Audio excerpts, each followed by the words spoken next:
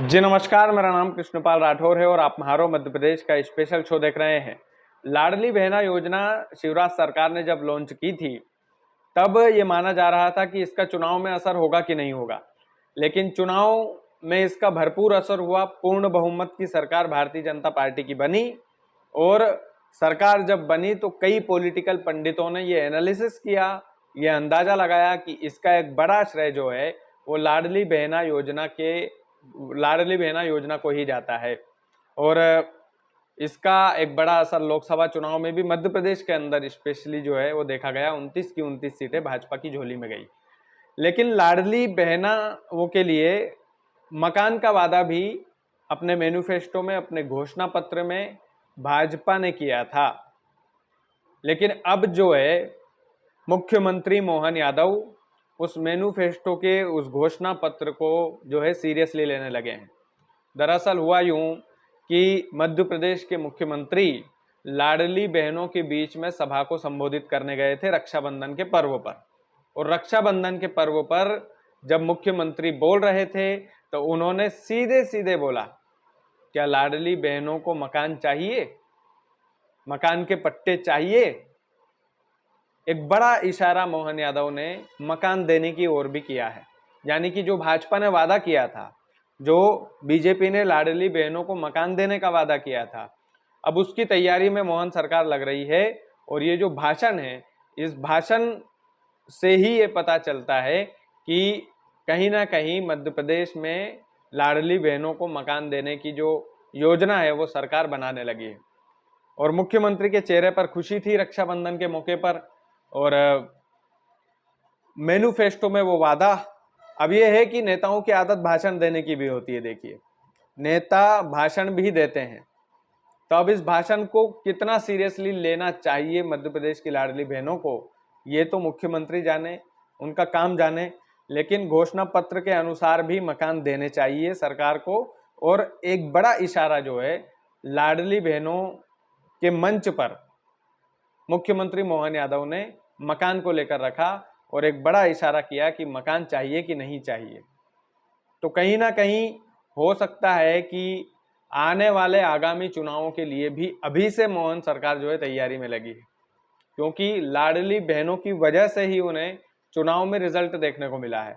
और लाडली बहनों की कीमत जो है वो मध्य प्रदेश की सरकार समझती है, क्योंकि आज जिस मुख्यमंत्री की कुर्सी पर मोहन यादव बैठे हुए हैं उसका एक बड़ा श्रेय लाडली बहनों को ही जाता है। और स्पष्ट रूप से उन्होंने जब वो मंच से संबोधित कर रहे थे, वो वीडियो में जरूर लगा था मंच वाला, लेकिन कई सारी उसमें दिक्कतें थी। किसी और चैनल ने उस वीडियो को डाल रखा था, तो हो सकता है कि कॉपीराइट का इशू आ जाए। और थोड़ा सा जब तक उस वीडियो को मैं लंबा नहीं डालता तब तक वो जो है आपको भी समझ में नहीं आता कि मुख्यमंत्री कहना क्या चाह रहे हैं।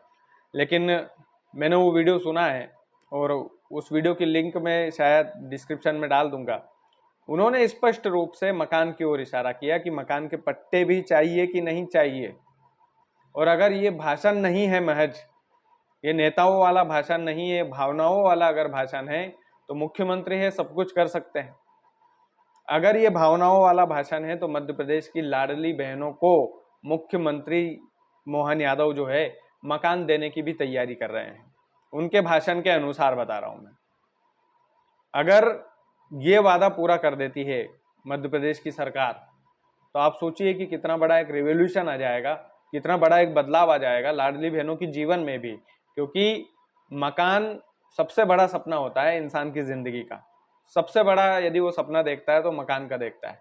और तीसरा चरण जो है लाडली बहनों का, उस पर हम एक अलग से ही वीडियो बनाएंगे। वो उसको लेकर भी एक बयान जो है मुख्यमंत्री ने दिया था कि आपने रजिस्ट्रेशन नहीं करवाया, उसका हम क्या करें। तो कहीं ना कहीं जिन बहनों का रजिस्ट्रेशन नहीं हुआ है उसके लिए भी मुख्यमंत्री जी को कदम लेना चाहिए, क्योंकि बहुत कम समय था रजिस्ट्रेशन के लिए और लंबी लंबी कतारें थी। और कई बहनों को समय नहीं मिल पाया, कई बहन डॉक्यूमेंट्स को जो है खंगालने में, ढूंढने में लगी हुई थी। तो तीसरे चरण की तारीख भी मध्य प्रदेश सरकार को मेरे ख्याल से निकालना चाहिए और लाडली बहना योजना जो है उसका लाभ जो है मध्य प्रदेश की हर एक महिला को मिले, ऐसा संकल्प लेना चाहिए। क्योंकि अगर आप इस योजना के तहत अलग अलग लाभ देंगे। जैसे आपने मकान को लेकर एक बड़ी बात मंच से कही कि मकान के पट्टे चाहिए कि नहीं चाहिए, तो कई सारी बहनें ऐसी है कि जिनका रजिस्ट्रेशन इस योजना में हुआ ही नहीं है, तो क्या वो बहनें मकान से भी वंचित रह जाएगी? क्योंकि 1250 रुपये से तो आप वंचित रख ही रहे हैं उनको, लेकिन क्या मकान से भी ऐसा होगा कि अगर मकान मिले लाडली बहनों को? भाषण और रियलिटी में बहुत फर्क होता है। देखिए, नेता का काम है भाषण देना, अब उस भाषण को सच्चाई में बदलना ये बहुत कम नेताओं की क्वालिटी है। क्या मोहन यादव वाकई में इस भाषण को सीरियसली लेकर लाडली बहनों को मकान देंगे? ये सबसे बड़ा सवाल है। और अगर देंगे तो फिर ये जो इशारा है उनका बड़ा वाला, जो उन्होंने क्वेश्चन मार्क करके जो है बकायदा जो है मोहन यादव ने एक तरह छोड़ दिया कि पट्टे चाहिए कि नहीं चाहिए, तो ये एक इशारा ही माना जाएगा कि मध्य प्रदेश के मुख्यमंत्री यदि लाडली बहनों को एक मंच से खड़े होकर बकायदा पट्टे देने की यदि बात कर रहे हैं, तो ये एक बहुत बड़ा बयान है उनका। और घोषणा पत्र में भी मकान देने की बात कही गई थी भाजपा के द्वारा। भाजपा के कार्यकर्ता गली गली में जो है उसको लेकर घूमे थे, उस घोषणा पत्र को, कि लाडली बहनों को हम मकान भी देंगे अगर चुनाव जीत जाते हैं। तो चुनाव तो जीते ही, बम्पर वोटिंग से जीते, बम्पर सीटें आपको मध्य प्रदेश की विधानसभा चुनाव में भी आई, और बम्पर सीटें आपको जो है लोकसभा में तो एक भी सीटें विपक्ष की नहीं है। तो आप सोच सकते हैं कि लाडली बहना योजना का फायदा क्या है, इसकी अहमियत क्या है, और मध्य प्रदेश की सरकार इसकी अहमियत समझती है। आने वाले समय में मुझे लगता है कि इसका रोड मैप पूरा तैयार किया जाएगा, और आने वाले, देखिए, आज नहीं तो कल इस घोषणा पत्र को पूरा अगर मध्य प्रदेश की सरकार कर देती है, तो फिर आने वाले समय में लंबे समय तक जो है भाजपा की सरकार मध्य प्रदेश में रह सकती है, इसमें कोई संदेह की स्थिति नहीं है। लेकिन मकान को लेकर बात थी कि मकान मिलेंगे कि नहीं मिलेंगे। मुख्यमंत्री ने एक इशारा तो किया है, इशारा तो दे दिया है कि पट्टे चाहिए कि नहीं चाहिए लाडली बहनों को, तो एक बड़ा इशारा मुख्यमंत्री का मिल चुका है। अब ये इशारा कितने उसमें जो है प्रैक्टिकल तौर पर उतरता है, ये एक बड़ा सवाल होगा। और डिस्क्रिप्शन में मैं उस वीडियो की लिंक ज़रूर डाल दूंगा ताकि आप लोग भी जो है उस एमपी तक की वीडियो को देख सकें, और इस वीडियो की प्रामाणिकता जो है मुख्यमंत्री के भाषण से आपको काफ़ी हद तक पता चल जाएगी।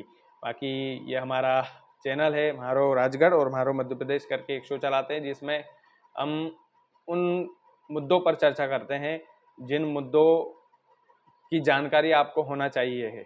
देश का नेता, प्रदेश का नेता क्या बोल रहा है, क्या नहीं बोल रहा है, अगर बोल रहा है तो उसकी सोच कितनी है। न्यूज़ के ऊपर व्यूज़ दरअसल हम देते हैं, और उम्मीद है कि आपको हमारा चैनल पसंद होगा। बाकी वीडियो को ज़्यादा से ज़्यादा शेयर कीजिएगा। चैनल यदि आपने सब्सक्राइब नहीं किया है तो प्लीज़ कर लीजिएगा। बहुत बहुत धन्यवाद।